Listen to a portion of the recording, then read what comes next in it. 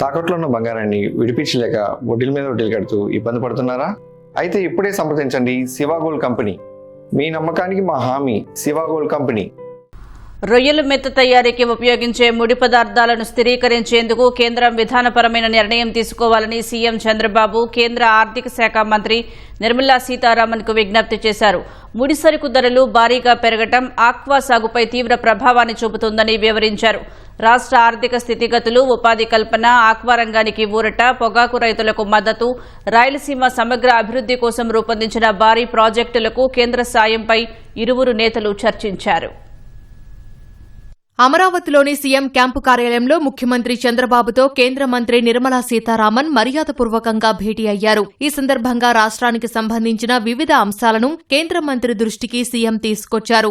Aqua పరిశ్రమ ద్వారా లక్షలాది మందికి ఉపాధి లభిస్తుందని సీఎం వివరించారు. మేత లభ్యతలో చిన్న అంతరాయం కూడా ఆక్వా రైతుల మనుగడ, ఎగుమతులపై ప్రత్యక్షంగా ప్రభావం చూపుతోందన్నారు. ఈ ఏడాది జనవరి, ఏప్రిల్ మధ్య ఫిష్ మీల్ టన్ను 1,55,000 నుంచి 2,40,000కు, చేప నూనె టన్ను 2,80,000 నుంచి 4,40,000కు, సోయా లెసిథిన్ టన్ను 68,000 నుంచి 1,10,000కు చేరిందన్నారు. మొత్తంగా టన్ను మేత 25,000 వరకు పెరగడంతో రైతులపై భారం పడిందని కేంద్ర మంత్రి దృష్టికి తీసుకెళ్లారు. మేద తయారీ ముడిసరుకుల ధరల్ని స్థిరీకరించేలా చర్యలు తీసుకోవాలని, 100 కోట్ల కార్పస్ ఫండ్తో Andhra Pradesh prawn producers coordination committee ఏర్పాటు చేసేందుకు వీలుగా నిధులు మంజూరు చేయాలని ఈ సందర్భంగా సీఎం కోరారు. రాష్ట్రం నుంచి ఎగుమతయ్యే ఆక్వా ఉత్పత్తులపై అమెరికా విధిస్తున్న సుంకాలను తగ్గించేలా కేంద్రం సంప్రదింపులు జరపాలని సీఎం అభ్యర్థించారు. భారత్ నుంచి ఎగుమతవుతున్న రొయ్యలపై 5.77% కౌంటర్ వెయిలింగ్ డ్యూటీని అమెరికా విధించిందని వివరించారు. అమెరికా అధ్యక్షుడి రెసిప్రోకల్ టారిఫ్ వల్ల తీవ్ర ఇబ్బందులు ఎదురవుతాయన్నారు. భారత్ నుంచి ఎగుమతయ్యే రొయ్యల్లో 80% ఏపీ నుంచే వెళ్తున్నాయని, రెసిప్రోకల్ టారిఫ్ విధిస్తే రాష్ట్రంలోని 30 లక్షల మంది జీవనోపాధి దెబ్బతినే ప్రమాదముందన్నారు. ఎగుమతులను కాపాడేందుకు సీఫుడ్పై ప్రస్తుతమున్న 30% కస్టమ్స్ సుంకాన్ని 0కు తగ్గించాలని సీఎం విజ్ఞప్తి చేశారు. అంతర్జాతీయంగా వివిధ ప్రత్యామ్నాయ మార్కెట్లకు ఆక్వా ఉత్పత్తులను ఎగుమతి చేసేందుకు ఉన్న అవకాశాలను కేంద్రం గుర్తించాలని కోరారు.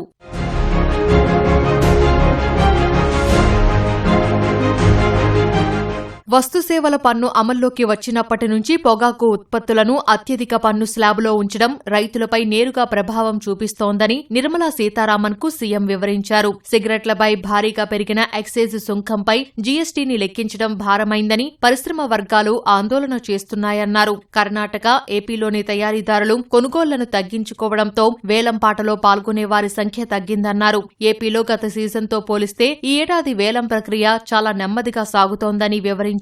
తయారీదారుల కొనుగోళ్లు తగ్గిస్తే రైతు కూలీలు, కార్మికులు, రవాణాదారులు, ఎంఎస్ఎంఈ రంగాలపై ప్రతికూల ప్రభావం పడే అవకాశముందన్నారు. ఈ ఏడాది 230 మిలియన్ కేజీల ఉత్పత్తికి గాను కేవలం 34 మిలియన్ కేజీలు మాత్రమే కొనుగోలు జరిగాయన్నారు. తక్షణం పొగాకు రైతులను ఆదుకునేలా నిర్ణయాలు తీసుకోవాలని సీఎం విజ్ఞప్తి చేశారు.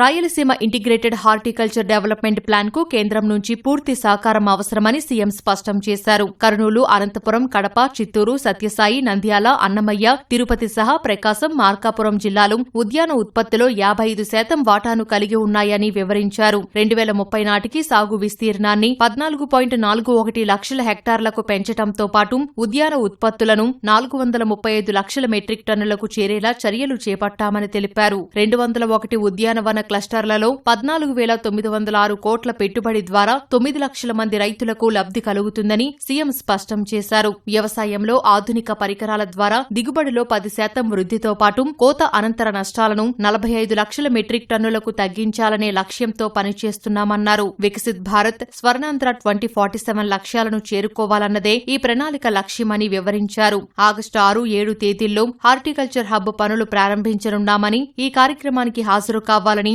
సీఎం కేంద్ర మంత్రిని ఆహ్వానించారు. రాయలసీమ సమగ్ర ఉద్యానవన అభివృద్ధి ప్రణాళికలో భాగంగా ఇండియన్ స్కూల్ ఆఫ్ అగ్రికల్చర్ ను ప్రతిపాదించామని సీఎం వివరించారు. రిలయన్స్ భాగస్వామ్యంతో ఐఎస్ఏను ఏర్పాటు చేయనున్నట్లు తెలిపారు. ఆగస్టు 3న ఎంఓయూ కుదుర్చుకోనున్నామని, ఇప్పటికే సంస్థ ఏర్పాటుకు అవసరమైన భూమిని గుర్తించినట్టు తెలిపారు. ఈ ప్రతిష్టాత్మక సంస్థ ఏర్పాటులో తోడ్పాటు అందించాలని కేంద్రాన్ని సీఎం కోరారు.